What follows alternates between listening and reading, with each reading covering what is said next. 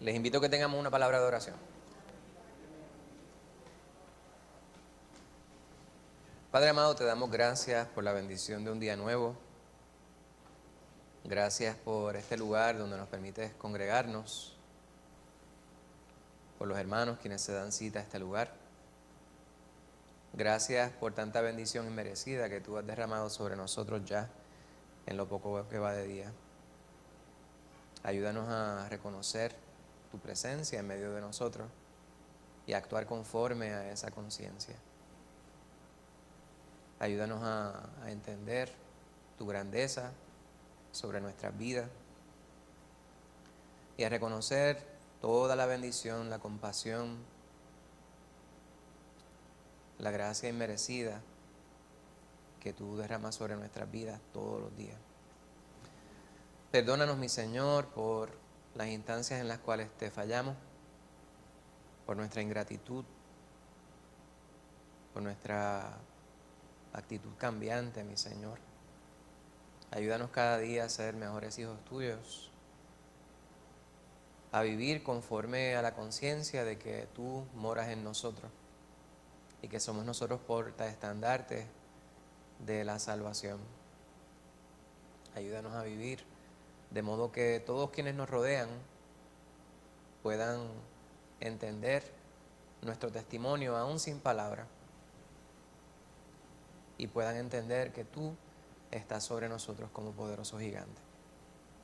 Ayúdanos, Señor, a ser fieles a ti, Padre Santo, a amarte cada día de la manera que tú demandas en tu palabra, sobre todas las cosas, y amarnos nosotros mismos, Padre Santo, de modo que podamos amar a nuestro prójimo como también tú nos exiges.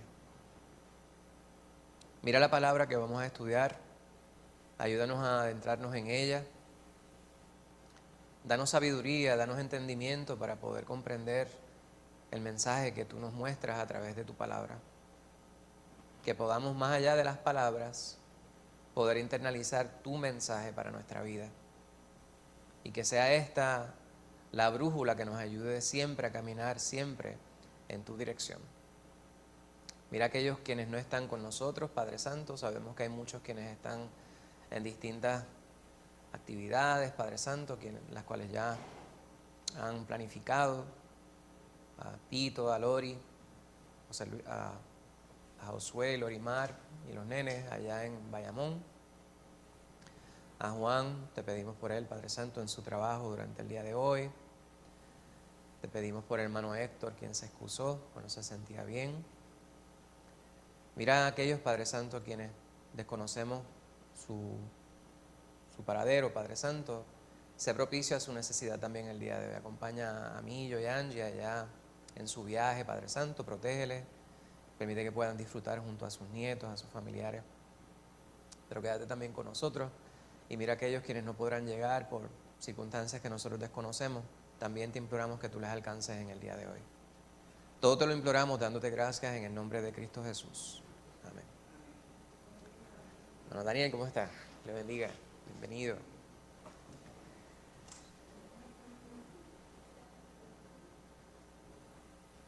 Antes de continuar, quiero darle los anuncios de la semana. Quienes no estuvieron con nosotros el jueves, pues no se enteraron del programa de hoy. Durante el día de hoy, pues no vamos a tener el culto regular, vamos a tener solamente el estudio bíblico. El pastor quiso que hiciéramos el culto completo durante la noche, porque él no iba a poder estar con nosotros durante el día de hoy y su deseo era poder predicar en el día de hoy. Sin embargo, yo le pedí que nos permitiera hacer el estudio por la mañana, de modo que cuando por la noche nos reuniéramos, pues no fuera una reunión tan extensa. Así que esta noche habrá culto a las 6 de la noche. A esa hora tendremos el devocional y la predicación. Tengo aquí el programa, el resto de los anuncios de la semana se los voy a dar ahora. Permítanme un segundito por aquí. Aquí está. Este martes entiendo que ha habido otro cambio también para el culto de la semana. Este martes a las 7 de la noche, en vez del culto, del culto de oración, del culto de estudio bíblico, vamos a tener el culto de oración. Y este estará dirigido por la hermana Lorimar Ortega. Y el jueves será nuestro estudio bíblico, ¿verdad? Ha habido cambios durante esta semana, no es que va a quedarse así durante el resto de los meses, sino que por alguna razón hubo el cambio. Como les indicáramos la semana pasada, la asignación para el estudio bíblico de esta semana, que será jueves y no martes, a la misma hora, a las 7, Unidos en el Evangelio es la serie, y estaremos considerando la sesión número 4, el pueblo de Dios se revela, y estaremos considerando Números, capítulo 13, capítulo 14 y capítulo 21, una porción de cada uno de ellos. Los que tienen el material didáctico pueden estudiar directo de allí, o se dejan llevar por el programa y estudian las porciones que están indicadas en ese lugar. Y la semana que viene, como de costumbre, tendremos nuestro servicio dominical, ya nuevamente a la manera que nos acostumbramos reunir, a las 9, no dividiendo el culto. Eso no, la intención no es que eso se convierta en una costumbre. Amén. Si hubiese alguien que esta noche no pudiera reunirse por transportación o porque no puede guiar de noche, acérquese a alguno de nosotros y con gusto hacemos los arreglos que hubiera que hacer para poder traerle, ¿verdad? Para poder buscarle. ¿Qué puede pasar? ¿Que no se puede hacer? Pues, si usted hace el acercamiento, lo más seguro podemos hacer los arreglos. Pregunta, duda, hermana Úrsula.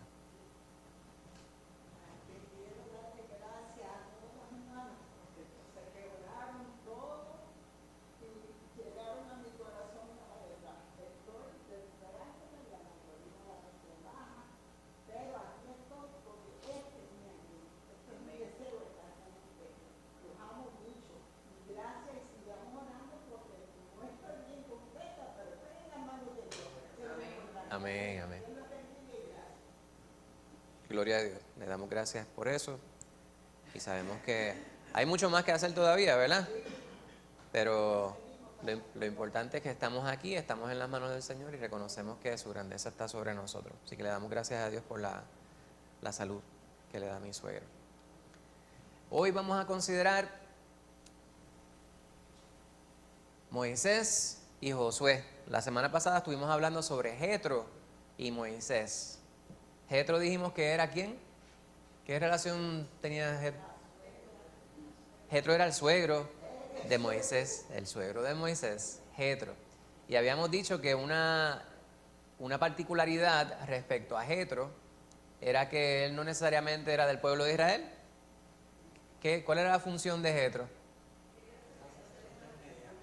Como sacerdote de Madián, ¿verdad? Y sabemos que esos madianitas, pues buscamos en la palabra y ahí en Génesis se nos habla sobre su genealogía, ¿verdad? Y eran ascendentes, ¿verdad? Descendientes de Abraham. Sin embargo, a través de su segunda esposa, luego de que muriera Sarai, él tuvo otra esposa, ¿verdad? Setura. Y con ella tuvo varios hijos, entre ellos tuvo a Madián. Y de allí, pues esa cepa, para así decirlo, se descarrió, o sea, se separó del camino que Jehová había trazado para su pueblo y se había convertido en un grupo que ofrecía resistencia a los hijos de Dios, al pueblo de Israel. Y eso era un problema.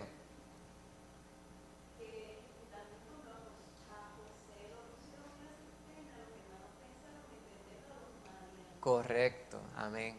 Pues ahí vemos, ¿verdad? Esa gente que eran considerados unos que eran aparte, ¿no? Ya no guardaban relación íntima o directa con el pueblo de Israel. Pues vemos eso. Sin embargo, una de las cosas que enfocamos es Moisés se unió a una hija de un hombre que no era parte del pueblo de Dios propiamente hablando. Sin embargo, Dios utilizó esa ocasión para bendecirle, no obstante.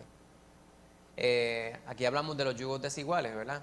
Sí es importante, es imprudente utilizar la sabiduría cuando uno va a hacer algún tipo de relación y particularmente tal vez una de las relaciones más importantes de nuestras vidas es aquella de matrimonio. Pues Dios obra para bien, Dios nos bendice, pero tenemos que ser nosotros sabios y obrar conforme a lo que Él demanda de nosotros. Ahora, cuando Él quiere ser glorificado, Él utiliza cualquier circunstancia, porque Él es soberano, Él es Dios, Él es. Él utilizó esa relación para bendición y bendijo no solamente a Moisés, sino que bendijo de manera muy especial a Jetro, su suegro, quien reconoció que Jehová es Dios. Y pudo ser él de bendición y de sabiduría para su yerno Moisés, dándole consejo. ¿En qué se centraba el consejo que le dio Jetro a Moisés?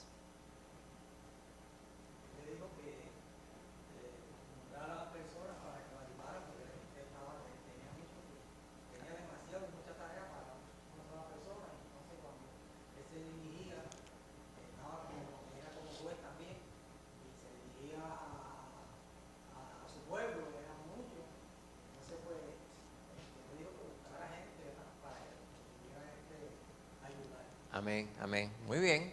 Pues básicamente eso fue lo que estuvimos viendo la semana pasada. ¿Y cuál fue la bendición? ¿Verdad? ¿Cuál fue la bendición? Fíjense que estamos hablando aquí el enfoque, Dios te bendiga, Aita. El enfoque de los estudios de estos días es mentoría, invirtiendo en los demás. ¿Qué bendición se desprende de ese estudio que tuvimos la semana pasada? De la relación entre Jetro y Moisés. Muy bien. ¿Alguien más?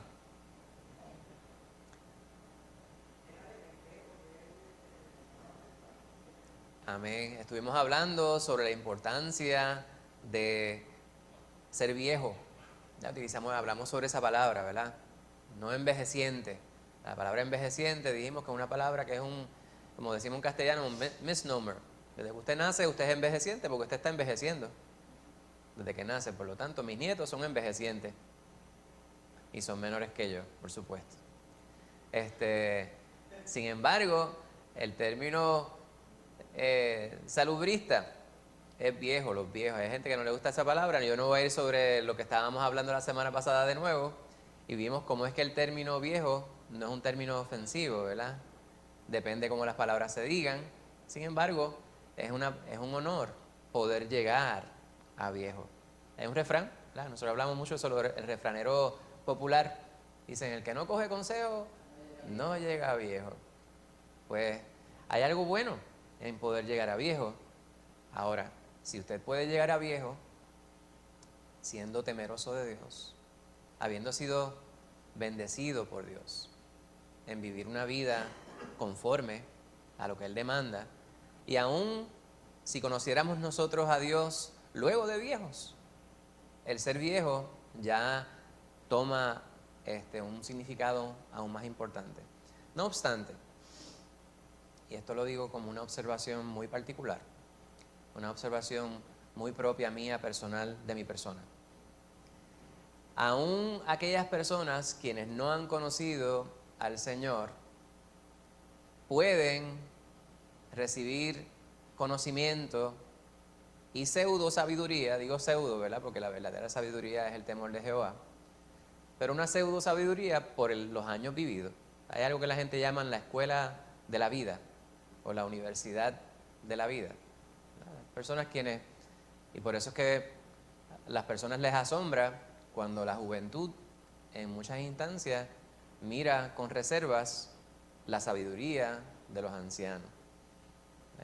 Es muy sabio, y esto es algo que yo aprendí muy temprano en mi vida, es muy sabio hacerle caso a las personas quienes han vivido mucho.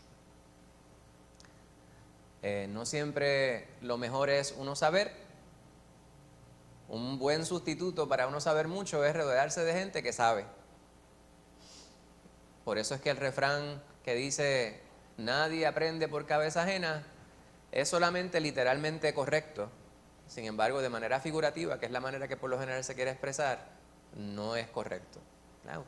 Yo tengo que aprender por mis propias neuronas. Sin embargo, El refrán lo que quiere decir es que yo no aprendo por las experiencias de Pablo. Y eso no es cierto. Si yo escucho a Pablo, Pablo que me supera en edad, ¿verdad? Pues estamos más o menos. Pablo que me supera en edad por un poquito, se sienta y me dice, mira, mijo, esto que estás viviendo, ya yo lo he vivido. O yo sé la circunstancia. Te voy a dar un consejo. Y obviamente yo tengo que filtrar eso a través de la palabra del Señor, en oración, mediante el Espíritu que mora en mí, pero tengo que escuchar las canas de mi hermano Pablo, porque están allí por una razón, ¿verdad? La ha vivido y era un hombre temeroso de Dios. Pues vimos a través de la palabra, como nos dice Elisa, que Moisés se sometió a su suegro.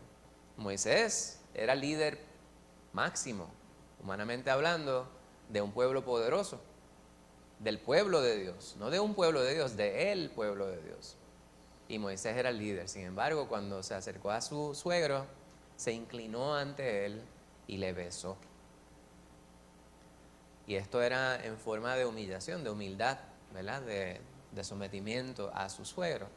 Y hablamos cuán importante en la palabra es esto, ¿verdad? La importancia de nosotros honrar a nuestros padres, a nuestro padre y a nuestra madre. Y estuvimos viendo allá en Éxodo 20, ¿verdad? Los 10 mandamientos y cómo es que hay bendición en cumplir con lo que el Señor demanda de nosotros.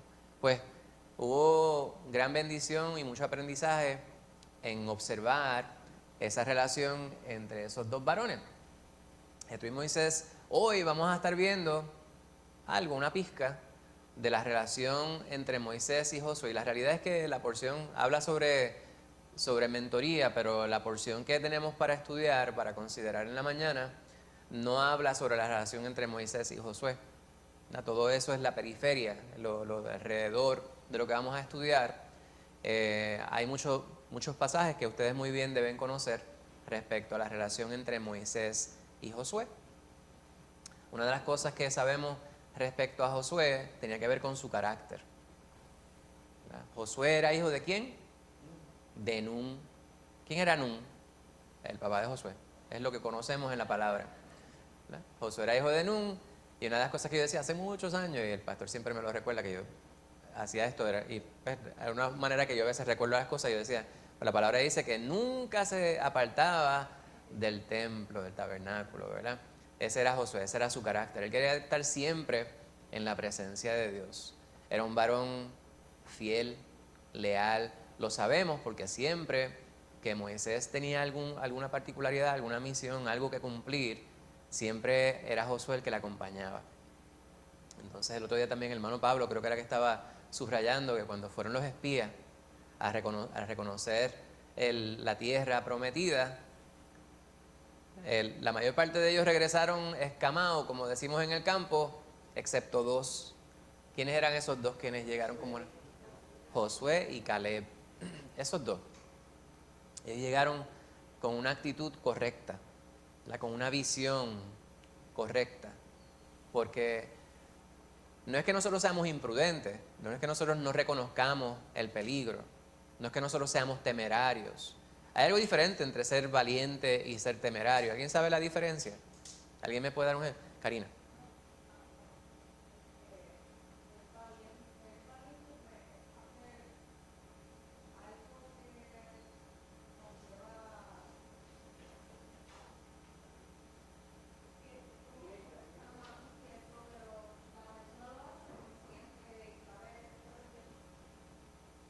La persona lo hace consciente y pues no es algo que necesariamente lo va a afectar. O sea, temeridad es saber que va a hacer algo que te va a afectar a ti o va a afectar a otra persona y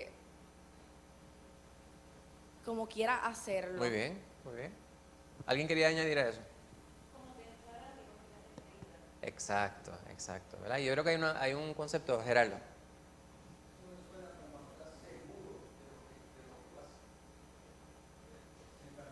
El ser valiente. Amén. Hay una palabra clave que no se utilizó, ¿verdad? Pero tiene que ver con todo lo que ustedes han dicho. ¿Verdad? Lo que ustedes han dicho es muy acertado. La prudencia. El que es valiente sabe, como decía Lisa, que la acción que va a realizar conlleva un nivel de riesgo. Me voy a arriesgar, sin embargo, es algo que tengo que hacer, es algo que tengo que encarar, es algo que es necesario. Y ahí está la prudencia, ¿verdad? Y tiene que ver el raciocinio a que estaba subrayando Karina en su definición. No obstante, como decía la hermana Rosana, cuando se es temerario, ella dijo, se está tentando a Dios. Estamos yendo en contra de lo que realmente es prudente. Dios no quiere que nosotros atentemos contra nuestra vida, porque si Él nos manda, dice, ama a tu prójimo como a ti mismo. Pues entonces hay algo que queda implícito allí, ¿verdad? Cuando Él dice, ama a tu prójimo como a ti mismo, se presume que tú te amas. Pero la palabra dice, ámalo como te amas a ti mismo. Y hay personas que realmente a mí no me interesa que me amen porque yo sé que no se aman. ¿Por qué? Porque yo veo que viven una vida licenciosa, temeraria. Por lo tanto, si ellos me van a amar a mí como se aman ellos, que no me amen mejor. Pues, y obviamente esto es un tono jocoso, ¿verdad? Que estamos asumiendo lo que estamos explicando. Lo que quiero subrayar es que nosotros debemos amarnos primero. Si amamos a Dios, ya ese es el principio, ¿verdad?, de la sabiduría, y eso nos va a ayudar a vivir una vida conforme a lo que Él demanda, y de esa manera nos estamos amando. Y entonces estamos capacitados para amar a los demás.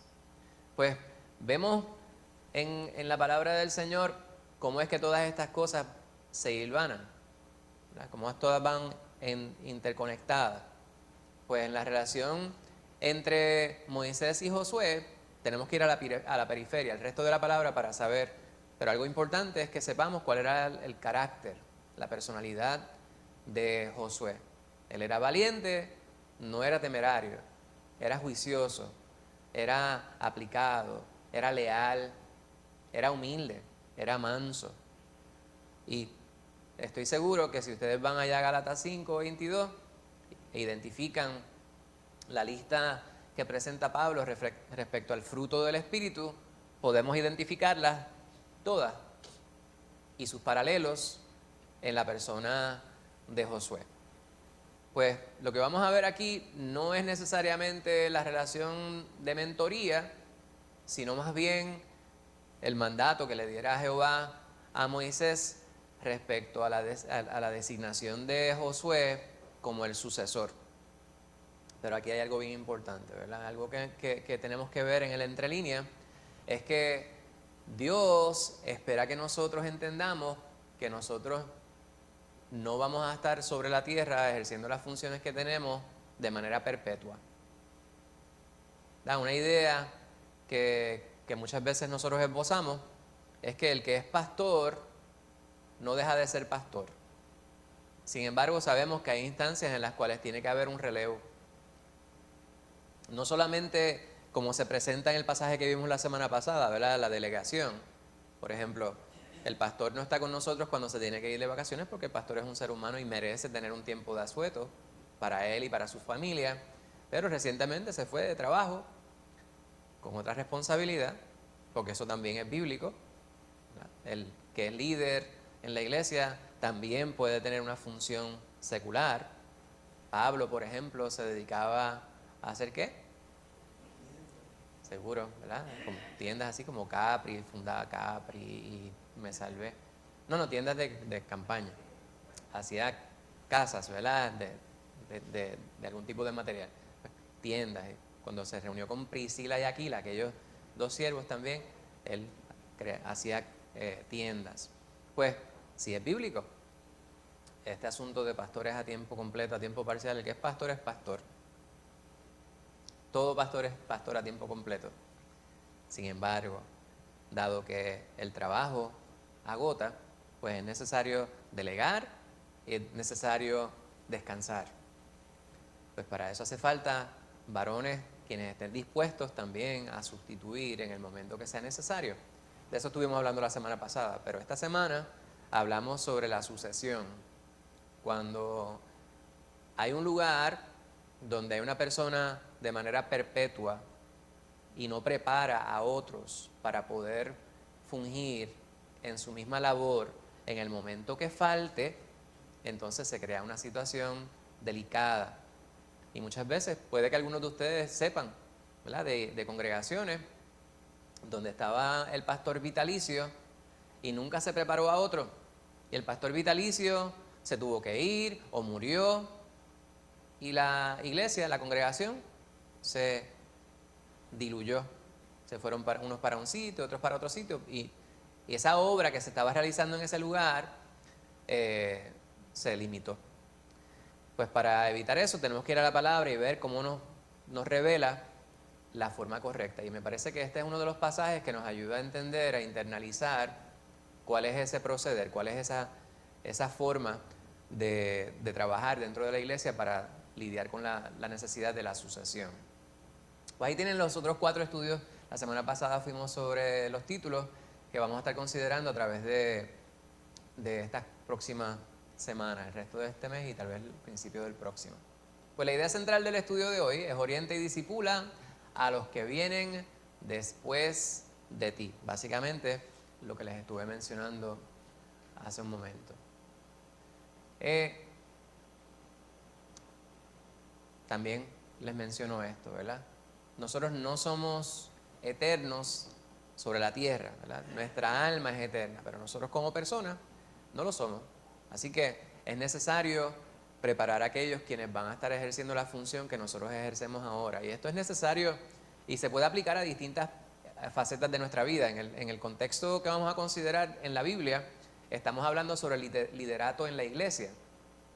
Pero esto es bien importante en otros aspectos prácticos de nuestra vida. ¿Alguien puede pensar en otro aspecto práctico de nuestra vida donde es necesario, prudente y sabio preparar a otros que vayan a ejercer una función similar a la nuestra? Ámbar, dame un ejemplo.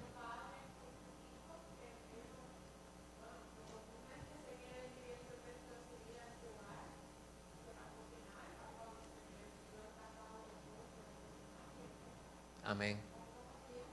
Muy bien, ¿verdad? Los padres con los hijos. David.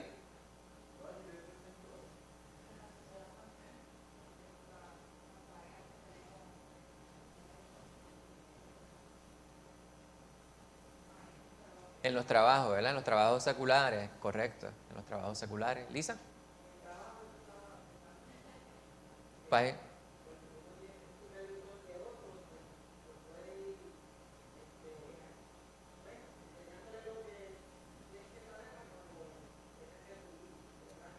Amén. Amén. ¿Alguien más? Pues me parece que son buenos ejemplos ambas. ¿Puedes usar el micrófono?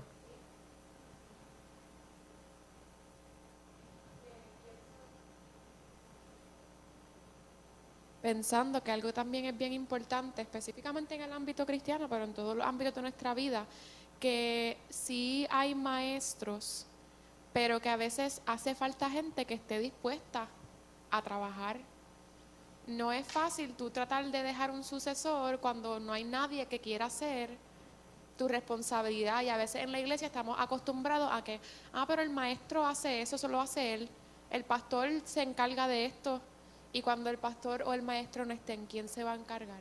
Correcto, correcto. Pues me parece que acabas de decir algo que es muy acertado y tiene que ver con 2 cosas, ¿verdad? Primeramente, poder identificar a aquellas personas quienes son potenciales sucesores en distintas funciones. En el aspecto práctico, en los trabajos, una de las cosas que yo siempre subrayo en mi trabajo secular es que siempre debemos ser la mejor versión de nosotros mismos. Siempre. Y no es cuestión de hipocresía, ¿verdad? No es cuestión de uno hacer el ademán de ser bueno en algo. Es uno aspirar siempre a ser el mejor. No por cuestión de orgullo humano, sino por cuestión de temor de Dios. La palabra nos dice que debemos hacer todo lo que nosotros vayamos a hacer, lo debemos hacer como para Dios, no como para los hombres. Es un consejo de Pablo y es muy cierto. Nuestra versión, o sea, la cara que le damos al mundo siempre debe ser la mejor versión nuestra. Y en el lugar de trabajo, así siempre debe ser. Debemos siempre nosotros ejercer la función que se nos delega, que nos toca, que se nos asigna de la mejor manera. Aquellos quienes estén en posiciones de liderato van a identificar a aquellos quienes sepan hacer las funciones de la mejor manera e irán identificándoles y asignándoles funciones y responsabilidades acorde a lo que ellos demuestran. Por lo tanto, si usted es un técnico de computadora, va a tener un supervisor y eventualmente habrá una posición de liderato o de mayor responsabilidad que muchas veces viene acompañado de una mayor remuneración.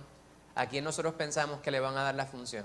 Aquella persona sobre la cual se puede confiar, ¿verdad? La persona que es confiable, aquel que es puntual, aquel que cumple con las responsabilidades de la manera correcta, aquel que es dócil, aquel que es entendido, aquel que es estudioso, aquel que es bilingüe en algunos casos, ¿verdad? Pues las personas quienes están mejor preparadas en las distintas funciones son aquellos a quienes se les va a delegar. Y bíblicamente eso también es cierto. Aquel que más tiene, más se le dará. En el camino del Señor, el Señor te va a delegar funciones. Y esas funciones tienes que realizarlas, tienes que cumplir con ellas, siempre con la mejor versión tuya. Y el Señor seguirá añadiendo ministerios para tu bendición, pero para la gloria de Él. Amén. Pues esa es una de las cosas. Tenemos que saber identificar a aquellos quienes están mejor preparados para suceder a otros, pero también tenemos que ser suficientemente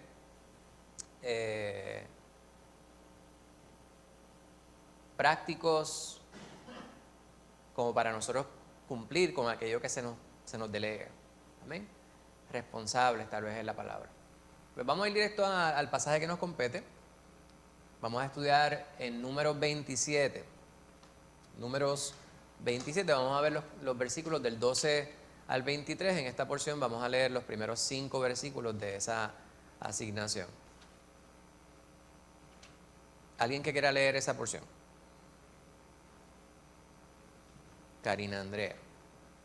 12 al 17.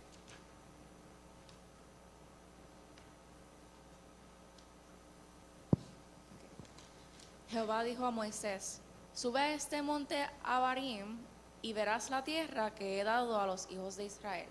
Y después que la hayas visto, tú también serás reunido a tu pueblo, como fue reunido tu hermano Aarón. Pues fuisteis rebeldes a mi mandato en el desierto de Sin, en la rencilla de la congregación, no santificándome en las aguas a ojos de ellos.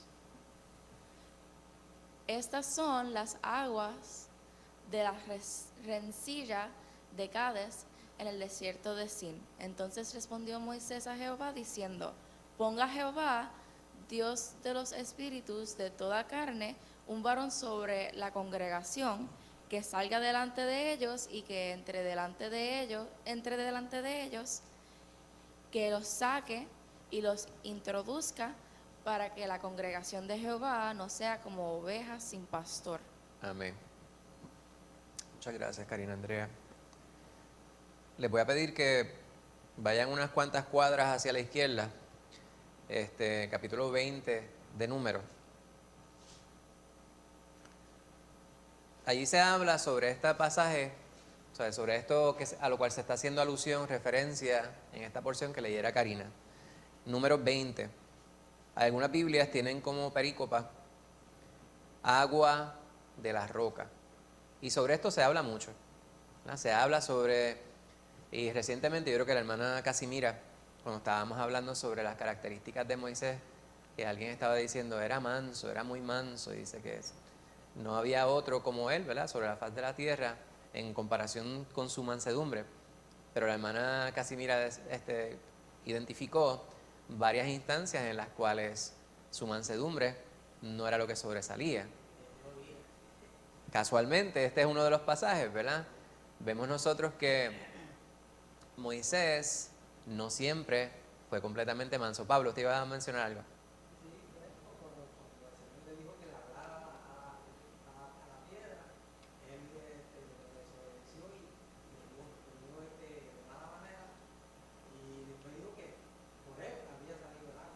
Exacto. Amén. Amén. Esto me hace pensar, los otros días, a veces uno piensa que uno está en completa comunión. El otro día yo fui a caminar con mi hija Mariela a la pista, ya bien temprano, a 5 de la mañana, 5:30. Cuando terminamos de caminar, en la pista de Isabela hay una gente que acostumbra a reunirse ahora, llegan como a las 7:30, 8, gente que anda con una sombrilla regalando unas literaturas. Y ese día cuando nosotros íbamos saliendo no estaban, o sea, no habían llegado. Los demás días pues ellos estaban ahí y se mantienen ahí para que las personas, y por lo general ellos no hacen el acercamiento, por lo menos allí, no como cuando visitan las casas. Pues yo los había visto como quizás 3 o 4 veces, y cuando veníamos saliendo el viernes, ese día no estaban ellos todavía, pero había un señor que yo presumía que estaba estirando las piernas, subiendo y bajando las escaleras. Y estamos caminando Mariela y yo, y tengo los audífonos puestos y no escucho lo que hay a mi alrededor. Pero sí me percato de que hay una sombra. Y cuando me viro, él está caminando detrás de nosotros. Y yo soy bastante precavido, particularmente siendo con una de las nenas. Y me quité el audífono y yo dije, buenos días. Y él me dice, yo no le regalé un tratado a usted. Así empezó, o sea, no me dio los buenos días ni nada. Yo no le regalé un tratado a usted. Yo le dije, no. Y él me dijo, pues te voy a buscar uno. El asunto es que en ese momento, mi primer impulso, yo quería irme, ¿verdad? Y me pareció un buen gesto. Yo le dije, yo soy cristiano. ¿Verdad? Para que no se molestara en ir al carro, si su intención era presentarme algo que me iba a ayudar a reconocer a Cristo, pues me pareció que tal vez él iba a entender mi comentario. Pero lo que estaba en su corazón era otra cosa. Y me fui pensando en eso, ¿verdad? Su contestación no fue nada, él no me saludó. Y no me dijo, pero llévatelo de todo. No, él me dijo, cristiano era Judas. Y entonces él me lo dijo como un tono de sarcástico. Pero cristiano era Judas. Y yo no me molesté con él, con tener una conversación. Yo le dije, este es el fin de la conversación. Y tiene que haber visto en el gesto de mi rostro que yo estaba molesto. Y se fue. Y luego de eso, pues yo le tuve que pedir perdón a Dios porque yo sentí coraje, o sea, yo me airé. Yo no le dije palabras feas, palabras soeces, pero mi ademán físico, fue notorio porque él rápido se viró y se fue. No se quedó a debatir conmigo, porque esa no era mi intención, yo no quería debatir, ¿verdad? Yo no tuve ni siquiera el deseo de aclararle su error, ¿no? Porque primero, Judas no era cristiano. Cristo no era cristiano. Judas era judío. Pero aparte de eso, si él lo que quería decir era que Judas no era de Cristo, pues, o que Judas era de Cristo, ¿verdad? Porque el cristiano es de Cristo, es un seguidor de Cristo, pues es todo lo contrario, porque queda demostrado que él fue el que traicionó a nuestro Señor. Pero nada de eso estaba ahí. ¿Qué tiene que ver esto con el estudio? Pues Moisés, siendo manso, siendo humilde, se airó. Y a veces nosotros nos enfocamos en eso, ¿verdad? Nos enfocamos en, mira, el hermano Daniel es una persona tan y tan tranquila. Pero, ¿lo viste el otro día? A veces nosotros decimos, las personas, en el refranero popular dice, del agua mansa, líbreme de Dios, ¿verdad? Porque a veces vemos a las personas bien, bien tranquilas. Esas son las personas que usted no se quiere meter con ellos. Aquel que es bien tranquilo, no se meta, déjelo tranquilo, ¿verdad? Lo quieto, se deja quieto. Déjelo tranquilo. Porque muchas veces las personas que son bien tranquilas, si usted los empuja y los empuja y los empuja, ¿verdad? Como cuando usted le hace así a un oso, empieza a hacerle así al oso. Puede que no lo sienta hasta que lo siente. Y después ahí usted ni siquiera corriendo va a poder irse de la ira, de la furia del oso. Pues Moisés fue humano. Ahora, su actitud tuvo una consecuencia. Allá en Números 20 habla sobre el agua de la roca. En el versículo número 10 comienza este asunto de qué fue lo que llevó al problema, ¿verdad? Dice, y reunieron Moisés y Aarón a la congregación delante de la peña. Ellos querían agua en el desierto. Dios le iba a proveer agua en el desierto, pero Moisés estaba tan y tan molesto con la congregación. Oíd ahora, rebeldes. Y aquí la traducción aparece con signos de exclamación. ¿Os hemos de hacer salir aguas de esta peña? Pregunta él. Entonces alzó Moisés su mano y golpeó la peña con su vara 2 veces, y salieron muchas aguas, y bebió la congregación y sus bestias. Y Jehová dijo a Moisés y a Aarón, por cuanto no creísteis en mí, para santificarme delante de los hijos de Israel, por tanto, no meteréis esta congregación en la tierra que les he dado. Estas son las aguas de la rencilla. Abajo, con una nota al calce, Meriba, las aguas de la rencilla, por las cuales contendieron los hijos de Israel con Jehová, y él se santificó en ellos. Pues bien importante que veamos esto, ¿verdad? No dice allí que Jehová les dijera, por esta rebeldía se van a ir al infierno. Hubo una consecuencia. La consecuencia no fue la que perdieran su salvación. Pues, ¿cómo usted puede perder la salvación? Jehová estando cara a cara contigo. Es un caso extremo, ¿verdad? Como el de Satanás. El asunto es que vemos nosotros aquí que hubo una consecuencia por su rebeldía, que es la porción que acabamos de leer. Pues miren, varias cosas que vemos en esta porción. El Señor le da unas instrucciones a Moisés y Moisés acata. Anteriormente, Moisés ya había hablado con Jehová y le dijo, no quiero escuchar más sobre el asunto. Aquí ya Moisés acata lo que el Señor le dice. Sin embargo, Moisés demuestra una preocupación genuina por aquellos a quienes el Señor les ha delegado. Hay varias cosas que queremos considerar. Yo pensaba que esto se iba a ver mejor. Ahí no se ve, acá quizás se ve un poquito. Esa región donde se encontraba Moisés, que Dios le había mandado, era en esta región que vemos nosotros aquí, ¿verdad? Hay un monte por aquí, el monte Nebo, ¿verdad? No es la China, ¿te conocen la China? Es Nebo, se llama así. El monte Nebo, ¿verdad? Esta porción que vemos nosotros aquí, donde se ve ese puntito, ese es el monte Nebo. Ahí fue donde murió Moisés. Pues el lugar donde se encuentra él, que el Señor le llevó, el 27, se llama Abarim. Abarim, nuestra traducción en español, en hebreo, el sonido es más como V. Abarim. Y lo que significa es lugar más allá. Eso es la traducción literal de lo que la palabra significa en hebreo. O sea que ese lugar donde el Señor llevó a Moisés para que pudiera ver es el lugar más allá. Y esa región al este del Mar Muerto.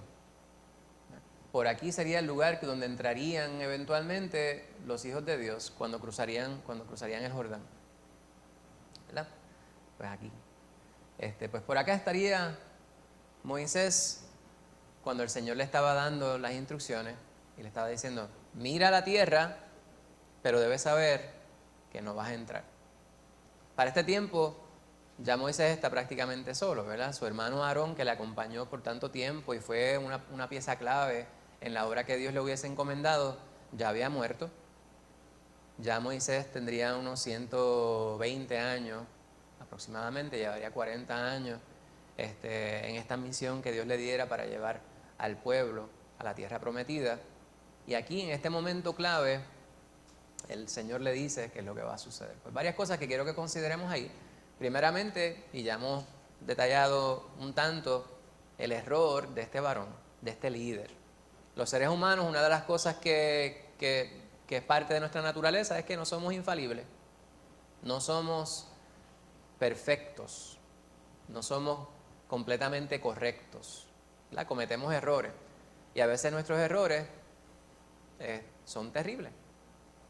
Y por lo general los errores dejan una marca. Yo recuerdo una ilustración que escuché hace muchísimos años atrás y se ha quedado conmigo. Era un papá enseñándole dándole una enseñanza a su hijo, que era un niño. Entonces él le decía: papá, ¿cómo son los pecados en nuestra vida? Y el papá le decía al hijo, los pecados en nuestra vida son cosas que suceden y si Dios nos perdona, nos ayudan a ser mejor, pero siempre vamos a ver un vestigio de ello. Y para un niño eso quizás no es algo que es fácil de internalizar, porque ¿quién puede explicar eso de una manera sencilla? Se requiere una sabiduría extrema para poder condensar lo que es el efecto del pecado, ¿verdad? Y lo que es el pecado en nuestra vida.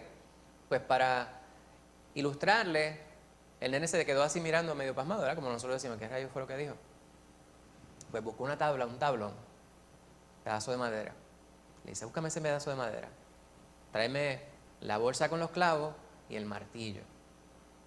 Y le dice: ok, pues mira, este pedazo de madera es nuestra vida.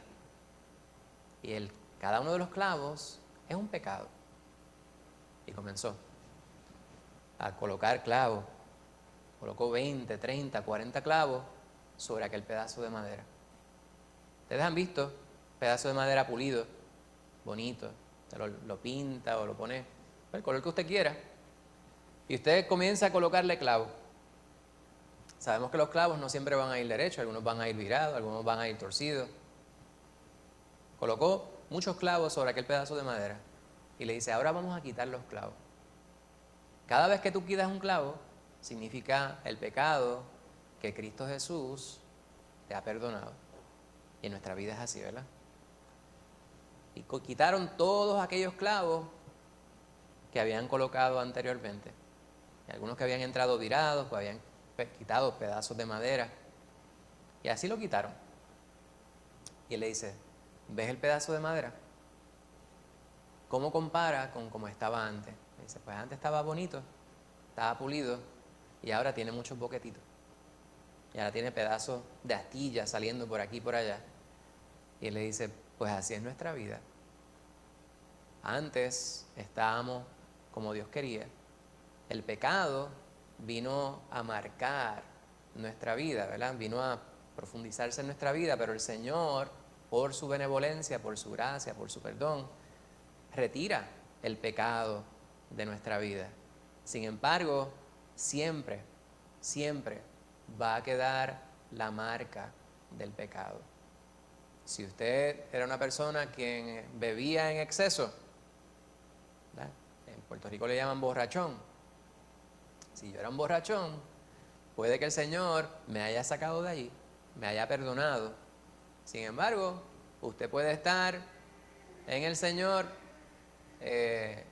viviendo con todas las bendiciones que Él puede derramar sobre tu vida, pero el daño que usted le hizo a su cuerpo puede permanecer. El Señor puede limpiarle completamente, no me malentienda, pero muchas veces el Señor decide que no. Usted bebió y bebió y bebió, fumó y fumó y fumó. Un día le da una cirrosis sarcoma y de eso muere. O un cáncer del pulmón y de eso muere. O lo que sea. Era un hombre que era un mujeriego. Recibió al Señor. ¿El Señor le perdona? Sí le perdona. Y un día aparece uno de esos maridos celosos del pasado y le pega un tiro. Muere fulano de tal, miembro de tal congregación, a manos de un esposo celoso. Y la gente dice: esto como que no cuadra. ¿Verdad? Pues el asunto es que siempre va a haber una consecuencia que sufrir por el pecado. En el caso de Moisés, vemos nosotros que la consecuencia de su pecado, ¿cuál fue? Exacto, él la vio de lejos, pero no iba a entrar. Ahora, este sería el principio de una bendición para Moisés, no obstante, ¿verdad? Él no entraría con el pueblo, sin embargo, él iría a la presencia del Señor, no dudo eso. El Señor le dice, míralo, de lejos, ¿verdad? Y como Pablo diría, ¿verdad? Para mí el vivir es Cristo, el morir es ganancia.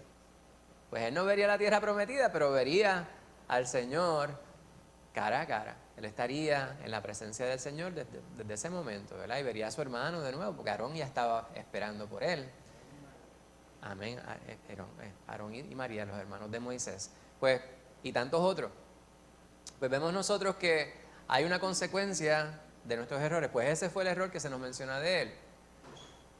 Y vemos ese segundo punto, ¿verdad? La consecuencia de su error. Ahora, la actitud de Moisés ante Jehová me parece que es otro punto clave, esencial que vemos nosotros en esta porción que acabamos de leer. ¿Cuál fue la actitud de Moisés? En lo que leyera Karina Andrea. Él lo aceptó y él pensó más en qué iba a ser el derrotero de su pueblo. El Señor me ha asignado la tutela de este pueblo, ¿qué va a ser de ellos? Pues le dice, Señor, pon un varón sobre la congregación que salga delante de ellos y entre delante de ellos, que los saque y los introduzca para que la congregación de Jehová no sea como ovejas sin pastor. Esa siempre es la carga del Hijo de Dios que ha sido puesto por líder sobre una congregación.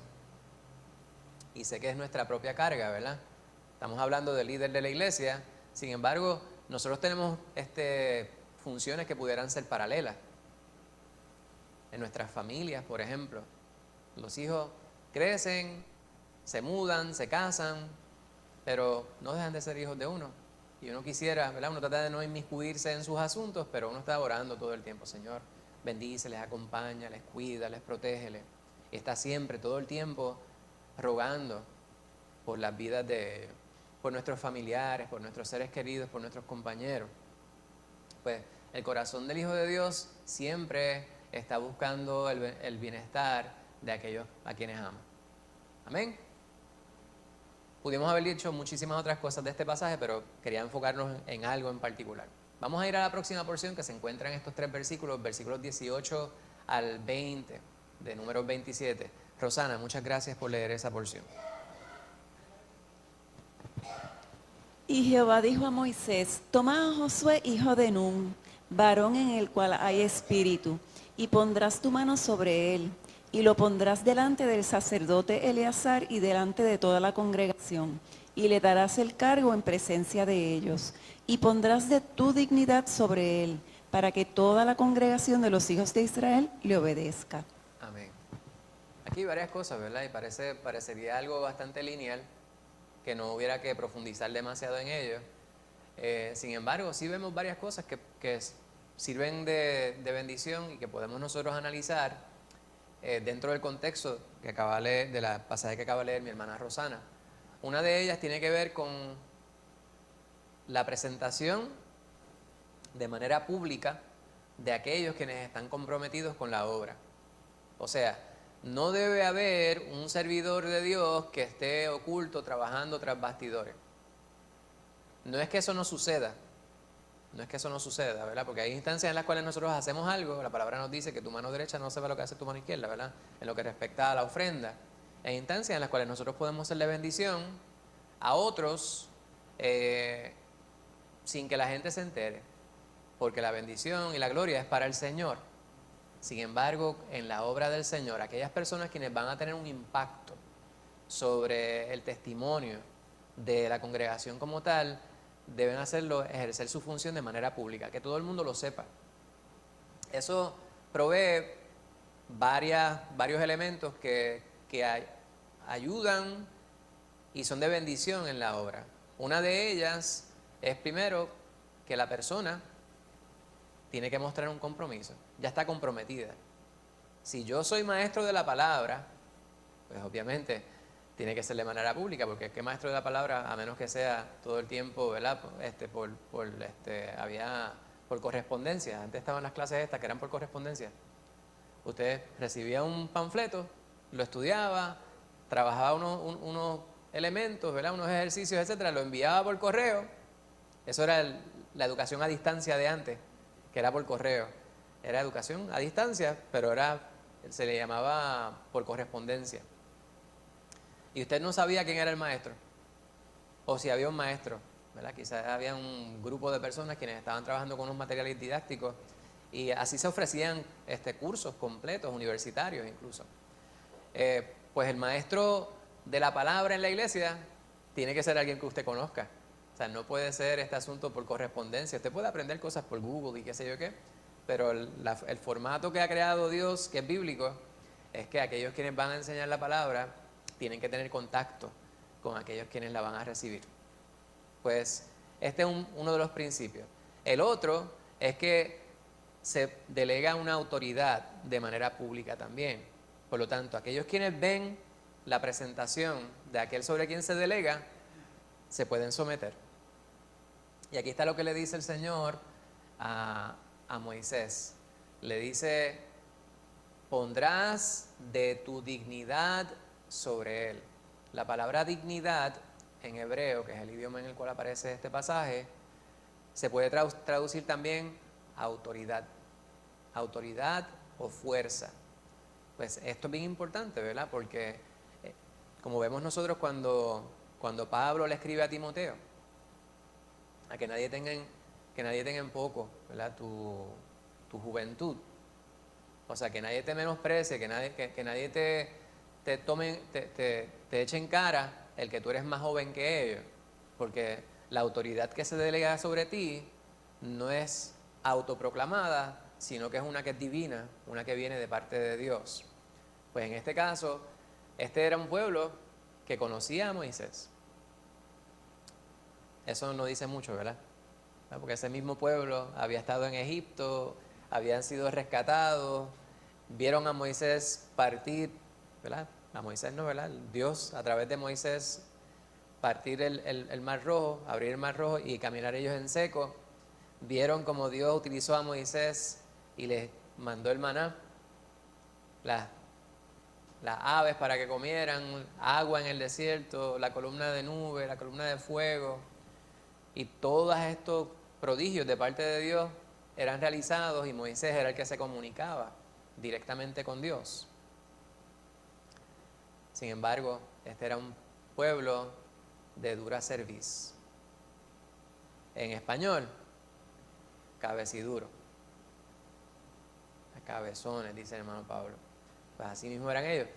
Por lo tanto, cuando decimos que la autoridad de Moisés era puesta sobre Josué, depende de quién lo viera, ¿verdad? Pero esa es la intención del Señor, que ellos pudieran ver que el líder que Dios había designado estaba ahora señalando quién sería su sucesor. Otras cositas que podemos ver aquí, vamos a verlas en los puntos para comentar. Primeramente, Moisés tenía hijos. Al menos conocemos a Gersón y a Eliezer. Algo que era común era que los jueces tuvieran como sucesores sus hijos y posteriormente los reyes también. Sin embargo, aquí no iba a ser Moisés quien iba a determinar quién iba a ser su sucesor. Quien determinó quién sería el sucesor de Moisés, y como siempre debe ser, fue Jehová mismo. Esto me parece que es un punto importante, no aparece en el material didáctico, pero me parece algo importante que debemos resaltar. Las características del sucesor para una función importante. Nosotros, aunque nosotros no conociéramos la palabra,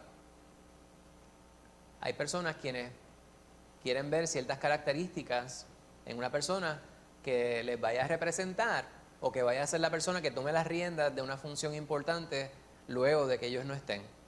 ¿Cuáles son algunas características que parecerían ser sentido común? Dispuesto y diligente, muy bien, me parece que es excelente. ¿Perdón? Obediente, muy bien. Sometido a Dios. ¿Perdón? Manso. Responsable. Organizado. dispuesto, misericordioso, amoroso, justo, arrojado, pero arrojado no en el verbo, valiente, capacitado. Muy bien. Pues todas esas cosas que ustedes han mencionado son características que para nosotros pudieran parecer sentido común, y muchas personas, quienes no necesariamente conocen de la palabra o no necesariamente podemos catalogarlos como hijos de Dios según la definición bíblica, pudieran decir estas son buenas cualidades para un líder también, ¿verdad? No siempre es así. Hay personas quienes quieren que sus sucesores metan la pata para entonces lucir ellos, pero ya eso es otro asunto. En este caso estamos hablando el orden de Dios, porque estamos hablando de Dios, Jehová, quien es Dios de orden. Es necesario, es bien importante ver esto. Pues esas características estaban en Josué y muchas otras. ¿Perdón? Exacto. Bueno, en el caso de las prácticos, ¿verdad? Hay personas quienes no conocen a Dios, pues, pero en el caso de nosotros queremos estar seguros de que eso sea cierto. Estoy de acuerdo. Y hay algo bien importante. El mentor cumple o tiene que cumplir con una función, tiene una responsabilidad. Me parece que es casi sentido común. ¿Cuál es esa responsabilidad?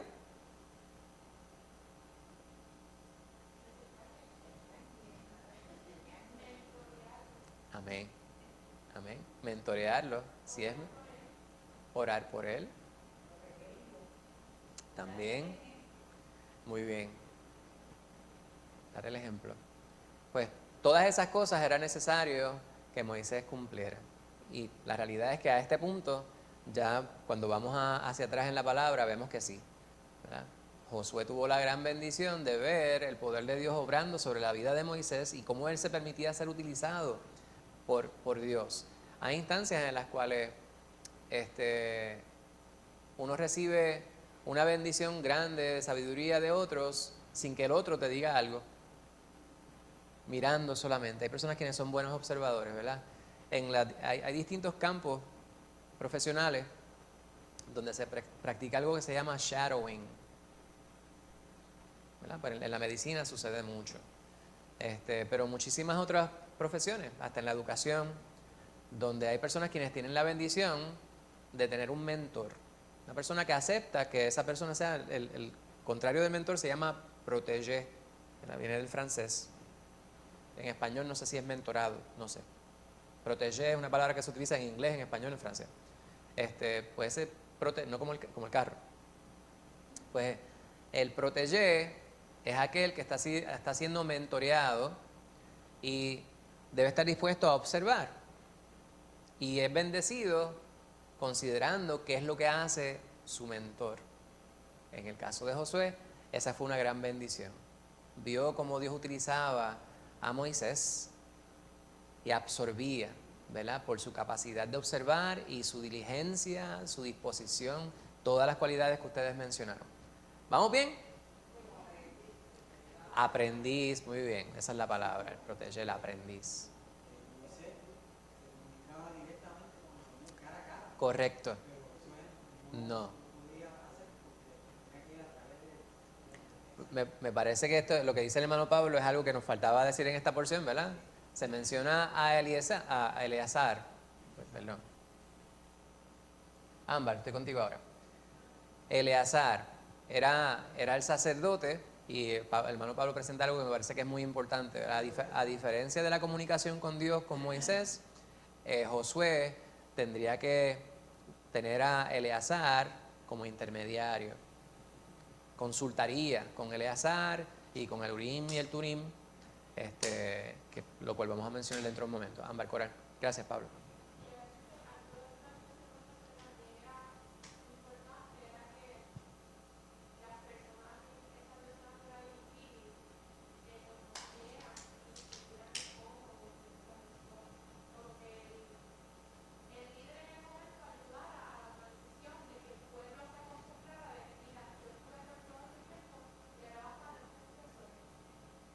Amén.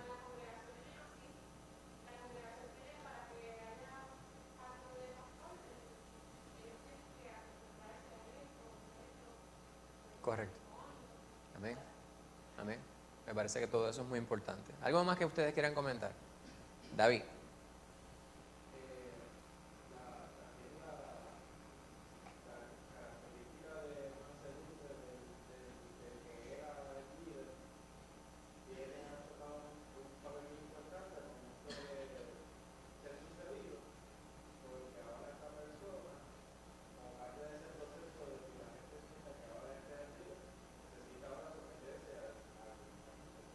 Correcto, correcto.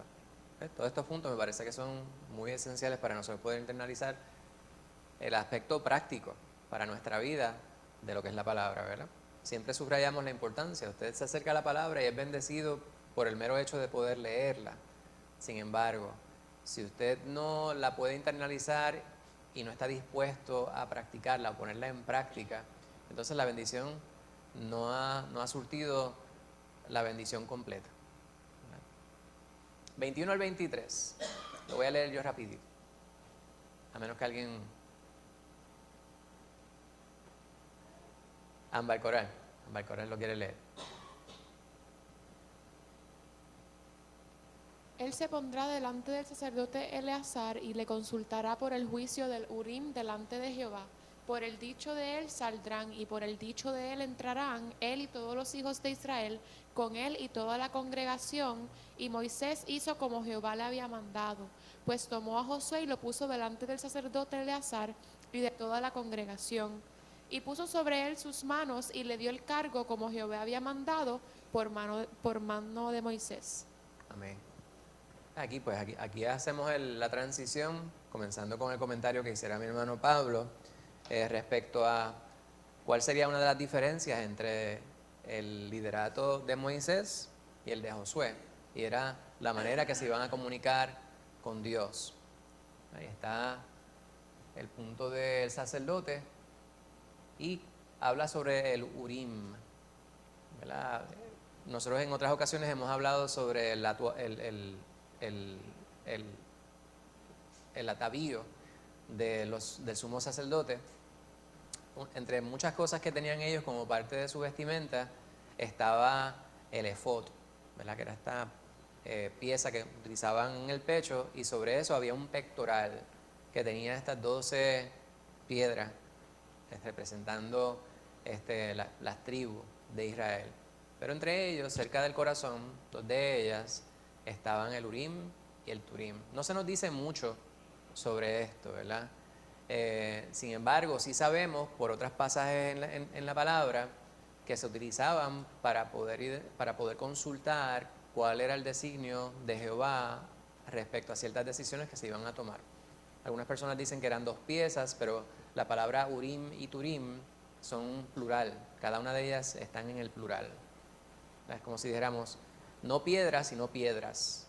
Las piedras y los diamantes, pues si son piedras y diamantes, pues son más de una cada una de ellas. Pues Urim y Turim es así. No es que las dos son plural, sí, las dos son plural, pero cada una de ellas en el individual es plural. ¿Bien? Pues entonces algunas personas deducen que pudiera ser más de dos piezas que se utilizaban. Lo importante no es cuántas piezas eran ni cómo eran, sino que eran. Y que se utilizaban para lanzar las suertes. Y por eso es que se habla sobre cómo es que cuando nosotros jugamos juegos de azar, lo que estamos haciendo es tentando a Dios, porque Él es el que decide la suerte. Y la suerte en el sentido bíblico no es como las personas dicen hoy en día, ¿verdad? La suerte le toca a cualquiera, no sé cómo es el refrán. Tiene que ver con cuál es el designio de Dios, cuál es la decisión de Dios, qué es la decisión de Dios, sí o no. ¿Vamos a ir en contra de este pueblo o no vamos a ir en contra de ellos? ¿Cómo era que se decidía? ¿Cómo estaban presentes esas piezas? Pues no se nos dice exactamente, pero sí se habla sobre ello. Lo importante en este pasaje es que estamos nosotros entendiendo que de la manera que Dios se iba a comunicar con ellos, no sería de manera directa como lo hacía con Moisés. Jehová, a través de la manera que él había decidido, determinado. ¿Por qué? Pues porque Dios es Dios. Lo que él quiere hacer, así es que él lo hace. ¿Y quiénes somos nosotros para cuestionarlo? Eso es un problema grande, ¿verdad? Hoy día muchas veces las personas quieren cuestionar la manera que Dios hace las cosas. ¿Por qué Dios hace que tal o cual cosa? ¿Verdad? Distintas situaciones, y no vamos a dar ejemplos específicos, pero la razón por la cual Dios permite que ciertas cosas sucedan es porque sí, porque Dios es Dios. Y hay muchas veces que la contestación ya la tenemos, ¿verdad? ¿Por qué existe tanto mal en el mundo? Pues porque la gente son malas. La gente hace cosas malas. Y las cosas malas que hace la gente tienen sus consecuencias y afectan a todos, hijos de Dios y a los no hijos de Dios. Gerardo.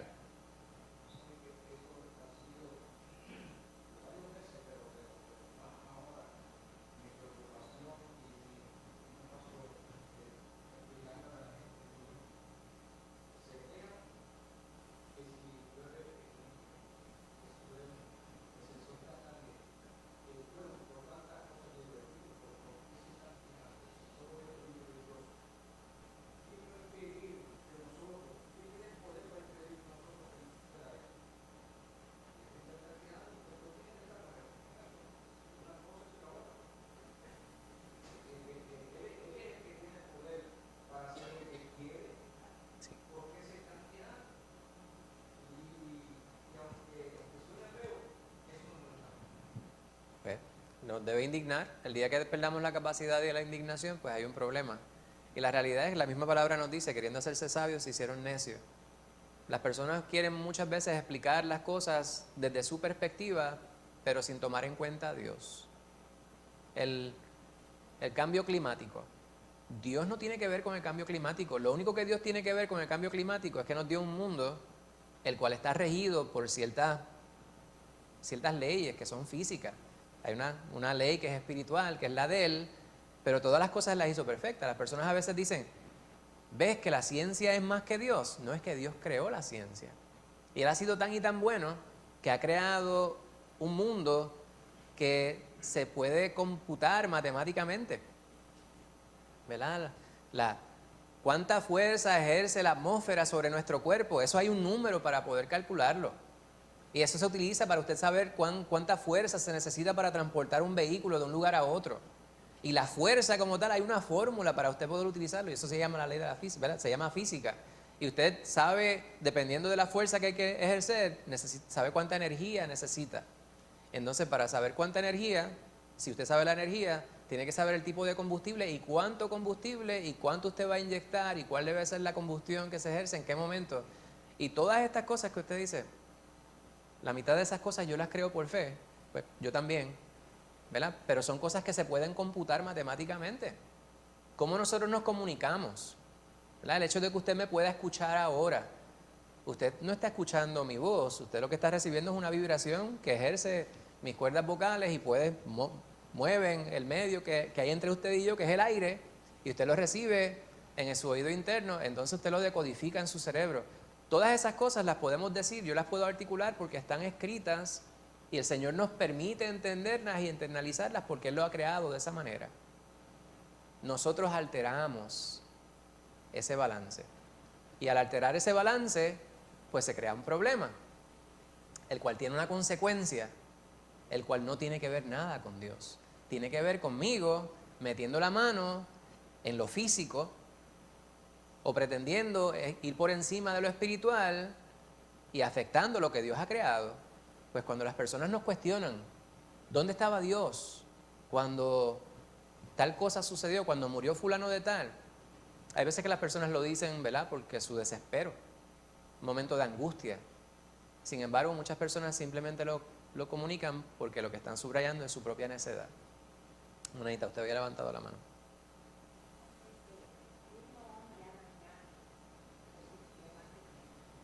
¿Es cierto? Es correcto. Pues mire, vemos nosotros que hay tantas cosas que nosotros quisiéramos hacer por nuestra cuenta, no las podemos hacer. En aquel tiempo, Dios determinó que iba a hacer las cosas de una manera. ¿Qué manera iba a hacer para poder comunicarse el pueblo con Él? Pues iba a utilizar el sumo sacerdote.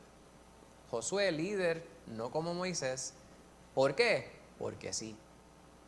Porque eso fue lo que Dios determinó. A nosotros no debe estar malo.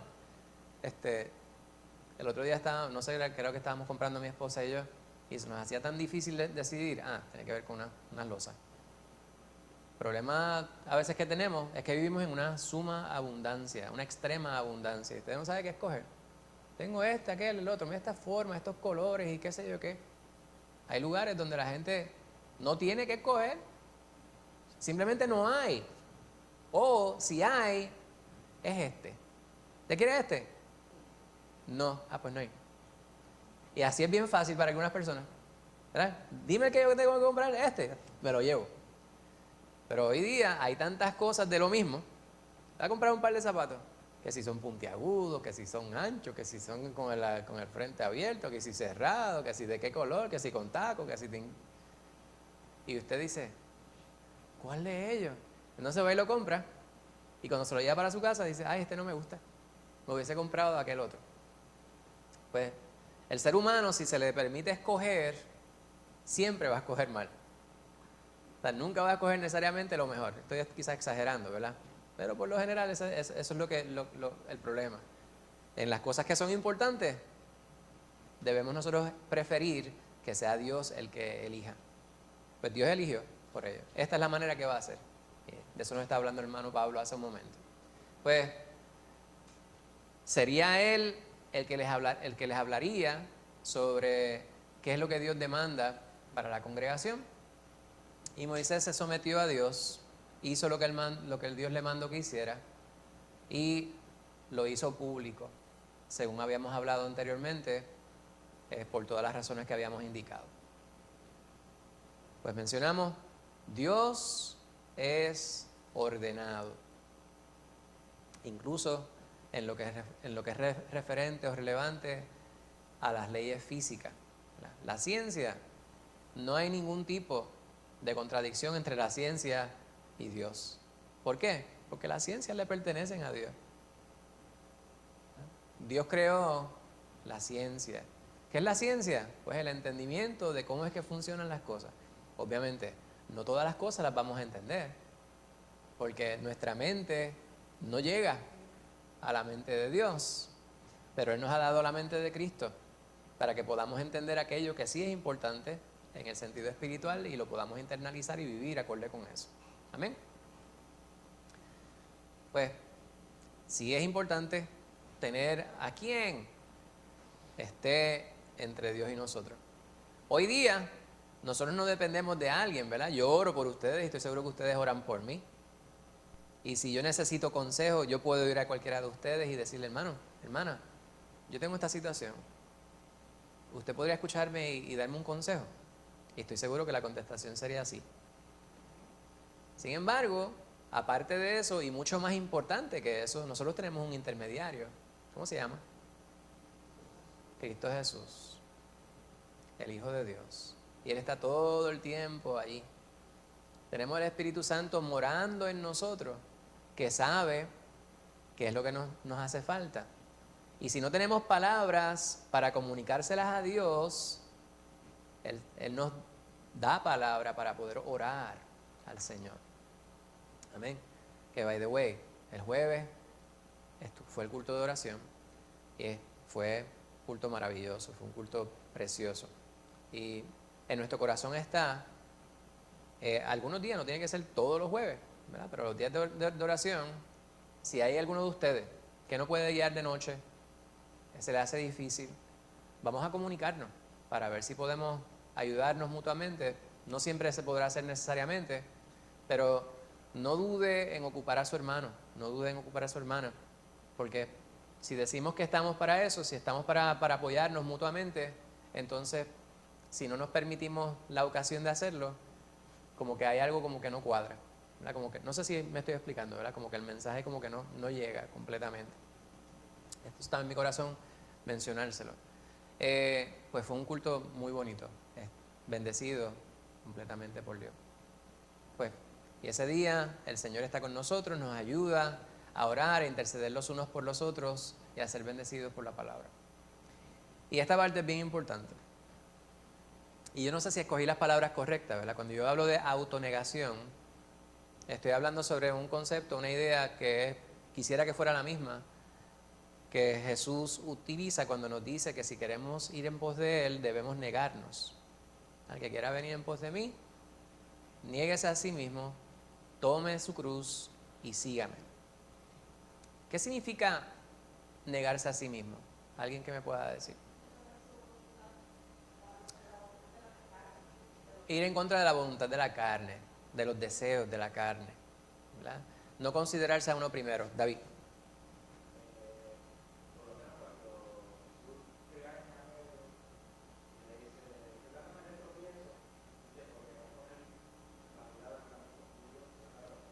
Amén.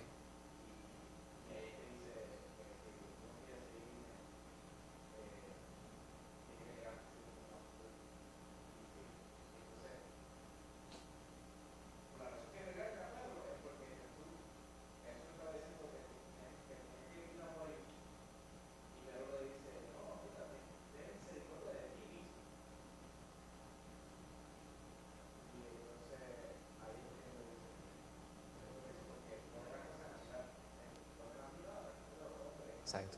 Amén. Y ahí mismo el Señor estaba dando una ilustración de lo que es la autonegación, ¿verdad? Porque Él mismo no estaba tomando en cuenta su bienestar desde el punto de vista carnal o terrenal. Gracias por eso, David. Rosana. Yo también estaba pensando que Moisés, a pesar de que Dios lo escogió como líder desde el principio, él necesitó ayuda, porque necesitó la ayuda de Aarón y necesitó la ayuda de Jetro, que también lo ayudó a tomar esa decisión de juzgar al pueblo. Entonces, pues veo la mansedumbre de él y la autonegación a la misma vez, que él no se llenó de ínfulas porque el Señor lo mandó a liderar al pueblo, sino que él recibió la ayuda, sabía que necesitaba la ayuda, estuvo dispuesto a someterse a las cosas como eran de parte de Dios. Amén. Amén. Me parece que lo que dice la hermana Rosana es muy acertado en el sentido de que nosotros nos complementamos. ¿Verdad? Cuando la ilustración en la palabra que se nos presenta es que somos un cuerpo en Cristo. Cada uno de nosotros ejerce una función distinta, similar a las partes del cuerpo. ¿Verdad? No todos somos manos, no todos somos ojos, no todos somos oídos, no todos somos boca. ¿Verdad? Nos complementamos para que el cuerpo no ande cojo. ¿Verdad? Si el cuerpo tiene una sola pierna, pues entonces va andando en círculo, necesita una muleta. Pues ese es el asunto. En el caso de los creyentes y los líderes de la iglesia también, el Señor provee para que haya un complemento. Cada uno tiene que fungir según la capacitación que Dios le ha dado. ¿Verdad? Y va a haber unas limitaciones. O sea, el otro lado de la moneda es que Dios da limitaciones en nuestra vida para bendición también. Eso podría parecer contradictorio. Pero, por ejemplo, Pablo en 2 Corintios 12 habla sobre el aguijón en la carne.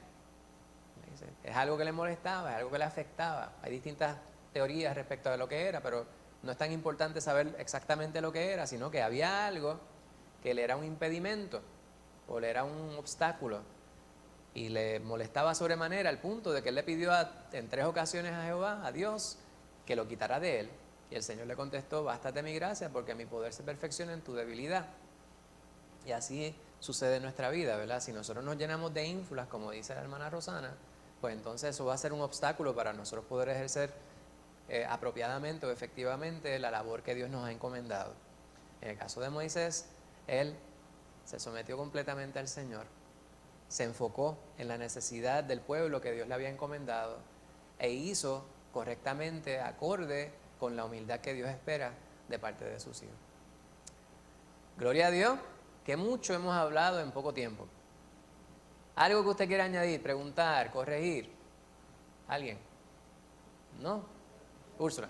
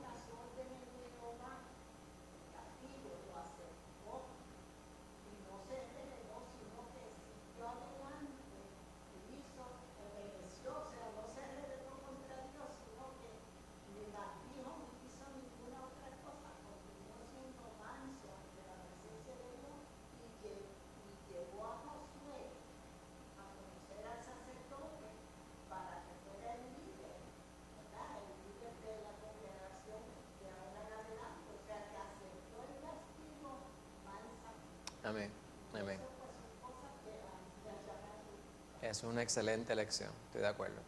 David.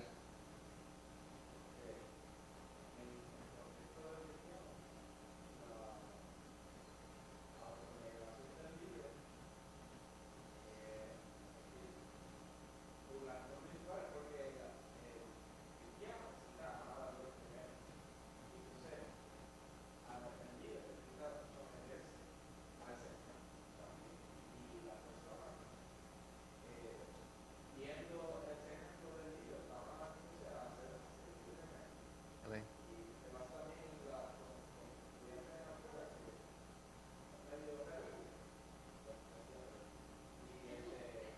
Rebeldes y medio.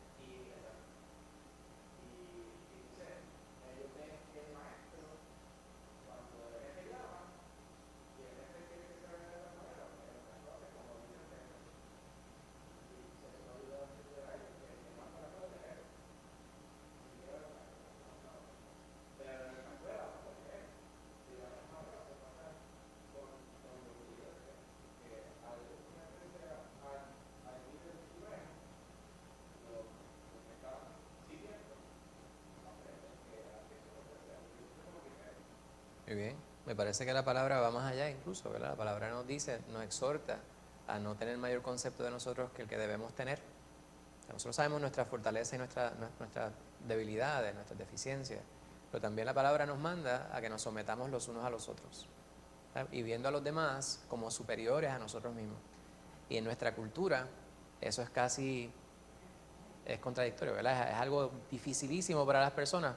Por el contrario, las personas se autoconceptúan como primeros y los mejores. ¿Verdad? Yo soy boricua, para que tú lo sepas. Yo no sé si eso es algo bueno, ¿verdad? Sí, yo amo mi patria, sin embargo, hay que tener mucho cuidado con esa autoconceptualización de superioridad. Gracias, David. ¿Algún otro comentario? ¿Alguna otra pregunta, duda, queja, correcciones? ¿No?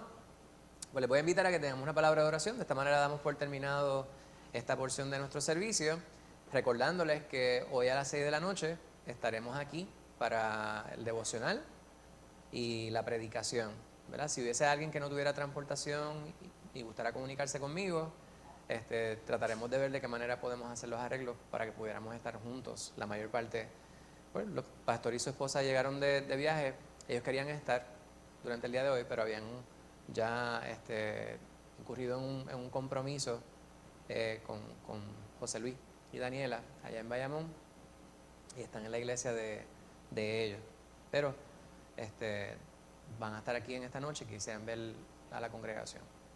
Amén. Le invito a que oremos. Santo Dios y Padre Celestial, te bendecimos y te damos gracias por tu palabra y por mis hermanos preciosos quienes han dado cita a este lugar.